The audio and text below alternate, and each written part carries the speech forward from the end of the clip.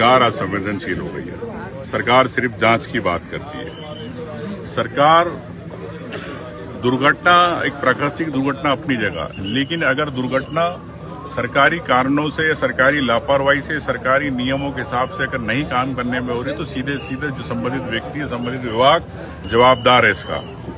क्यों नहीं सरकार ने यहाँ पर मापक यंत्र लगवाया? क्योंकि यहाँ के प्रबंधक आपके सामने बोल रहे हैं, मीडिया के सामने, मापक यंत्र नहीं था आंधी तूफान का देखने का। आंधी तूफान का अगर मापक यंत्र होता तो आपको क्रूज आप नहीं ले जाते पानी में, लाइफ बोट आप नहीं, लाइफ जैकेट्स नहीं थी। तो मैं समझता हूँ कि ये सरकार की सीधे सीधे लापरवाही है और इस पे तत्काल मुख्यमंत्री जी को जांच के आदेश अपनी जगह, लेकिन संवेदनशीलता का परिचय देना चाहिए। तत्काल कार्रवाई हो, नहीं तो प्रदेश में इस प्रकार की घटना होगी और कोई जवाबदार प्रकार में। तो क्या संदेश देना चाहती है भाजपा, ये बताए।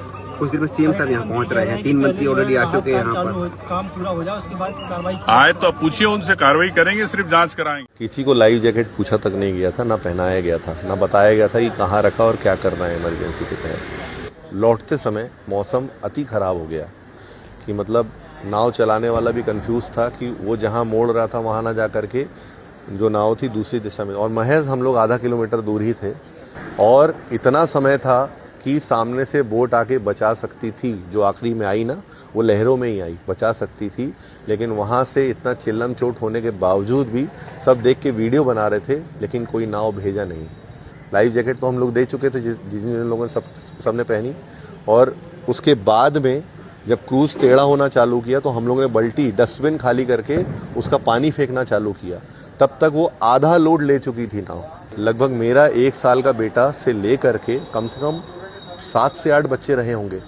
ऊपर इकलौते मेरे साड़ू भाई बैठे हुए थे जिन्होंने देखा कि ड्राइवर कूद गया अपनी जान बचाने के हिसाब से। हम लोग को नहीं बचाया उसने, और देखते ही जैसे नाव पलटी है पूरी, तो मैं ऊपर की तरफ आया क्योंकि पानी का फ्लो ऊपर जाना था, पूरी टेढ़ी हो गई, और कोशिश किया। ये हाथ जो टूटा है ये ग्लास तोड़ने के चक्कर में टूटा है, पूरा ग्लास। जब पानी का एक बार झोंका पड़ा तो पूरा ग्लास टूटा है और मैं और मेरी वाइफ बाहर आ गए। मुझे नहीं पता मेरे 1 साल के बच्चे का क्या हुआ, बट मेरी फैमिली पूरी बिखर चुकी थी। और सबसे लास्ट में ही था जो बोट पलटने के बाद बोट के ऊपर पैर रख के रेलिंग पे मैं ही खड़ा था। अंदर से बंदा ठोक रहा है कि बचा लो, और मैं बाहर से ठोक रहा हूँ। मतलब जो पैरा होता है 3 फीट अंदर जो पानी के रहता है, उसमें मुंह रख करके जो आखिरी में शायद निकला होगा मे बी, उसको तक मैंने पुलिस वालों से बोला, नाविकों से बोला कि मैंने कहा भैया बोट के अंदर लोग हैं अभी भी जो सरवाइव कर रहे हैं, उनको बचा लीजिए। लेकिन कोई सुनने वाला नहीं था। बोले ऐसे तूफान में हम कैसे जाएंगे। ना किसी ने लाइफ जैकेट के लिए पूछा। रखा था, हम लोग फोटो खींचे तो मैंने देखा था केबिन के पास रखे हुए हैं। वो जब तूफान आया, पूरी नाव डोल रही थी, तो हम दौड़ करके ऊपर गए और पूरी लाइफ जैकेट्स लाकर लोगों को पहनाई। वहाँ लोग थे उनके बोट के मेंबर, लेकिन वो उन्होंने ना बोला, ना पहनाई, ना इसकी सुध ली। इस शासन की बहुत बड़ी लापरवाही। और इस तरह अगर मौसम विभाग सबको बताता है कि मौसम खराब है, तो आपको तो सीधा बंदिश कर देना चाहिए कि इन सब चीज़ों के लिए उसको जारी ना किया जाए।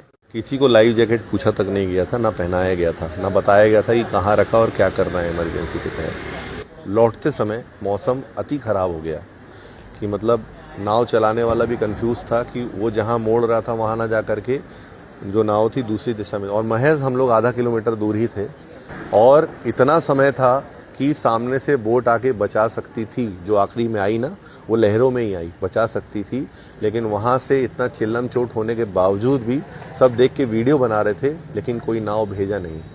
लाइफ जैकेट तो हम लोग दे चुके थे जिन लोगों ने सबने पहनी, और उसके बाद में जब क्रूज टेढ़ा होना चालू किया तो हम लोगों ने बल्टी डस्टबिन खाली करके उसका पानी फेंकना चालू किया। तब तक वो आधा लोड ले चुकी थी नाव।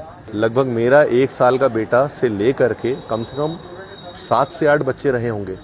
ऊपर इकलौते मेरे साड़ू भाई बैठे हुए थे जिन्होंने देखा कि ड्राइवर कूद गया अपनी जान बचाने के हिसाब से। हम लोग को नहीं बचाया उसने, और देखते ही जैसे नाव पलटी है पूरी, तो मैं ऊपर की तरफ आया क्योंकि पानी का फ्लो ऊपर जाना था, पूरी टेढ़ी हो गई, और कोशिश किया। ये हाथ जो टूटा है ये ग्लास तोड़ने के चक्कर में टूटा है, पूरा ग्लास। जब पानी का एक बार झोंका पड़ा तो पूरा ग्लास टूटा है और मैं और मेरी वाइफ बाहर आ गए। मुझे नहीं पता मेरे 1 साल के बच्चे का क्या हुआ, बट मेरी फैमिली पूरी बिखर चुकी थी। और सबसे लास्ट में ही था जो बोट पलटने के बाद बोट के ऊपर पैर रख के रेलिंग पे मैं ही खड़ा था। अंदर से बंदा ठोक रहा है कि बचा लो, और मैं बाहर से ठोक रहा हूँ।